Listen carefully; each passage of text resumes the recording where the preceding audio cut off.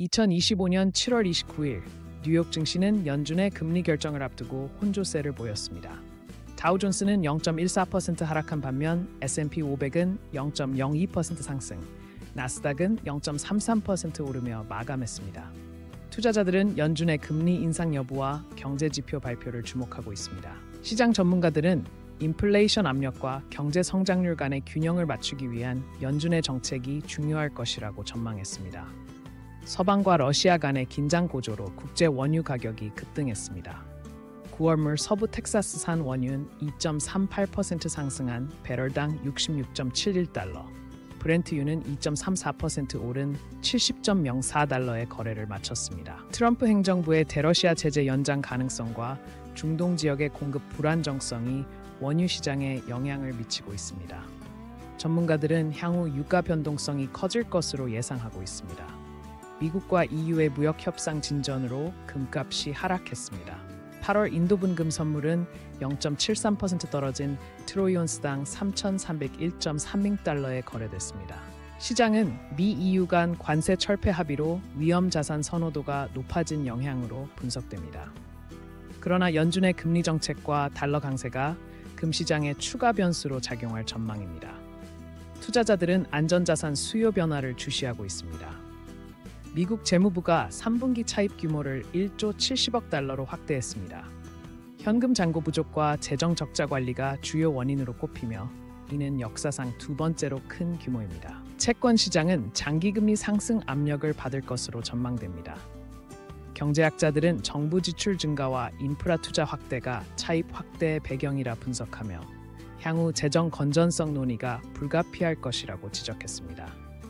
미국과 아르헨티나가 상호 10% 관세율로 무역 협정을 체결했습니다. 이 협정은 농산물과 공산품 교역 장벽을 완화하는 내용을 담고 있습니다. 트럼프 대통령은 공정한 무역 정책의 일환이라 설명했으며 아르헨티나 정부는 수출 다변화 기회로 기대감을 나타냈습니다. 전문가들은 남미 시장 진출을 위한 미국의 전략적 움직임으로 해석하며 중국의 지역 영향력 견제 효과도 있을 것이라 분석했습니다. 하와이에서 조류 말라리아 확산을 막기 위해 실험실에서 배양된 불임 모기 4천만 마리를 방출했습니다. 이 혁신적인 방제 기술은 모기 개체수를 90%까지 감소시킬 것으로 기대됩니다.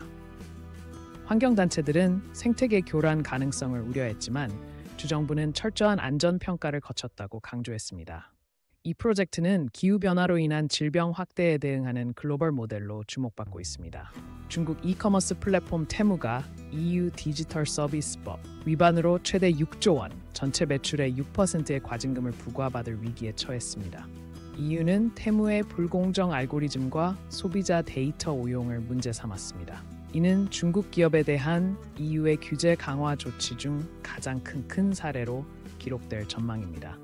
테무 측은 협력적 해결을 위해 노력 중이라고 밝혔으나 향후 글로벌 전자상거래 시장 판도 변화가 예상됩니다.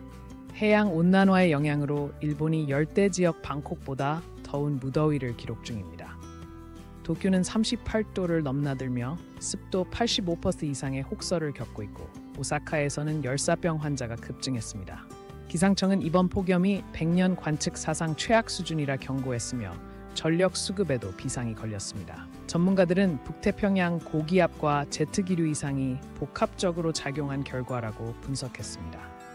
일본 오사카시가 보이스피싱 피해 예방을 위해 ATM 앞에서 65세 이상 노년층의 휴대전화 사용을 전면 금지합니다.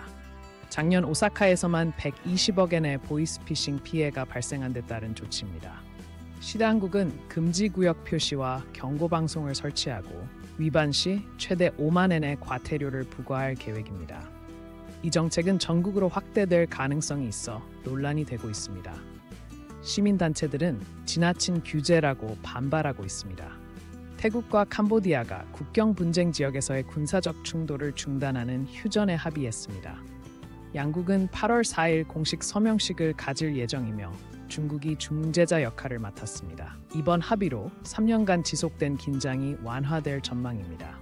분석가들은 미중 경쟁 속에서 중국의 동남아 영향력 확대 전략의 일환으로 보고 있습니다. 태국은 이 합의로 아세안 내 주도권을 강화할 계획입니다.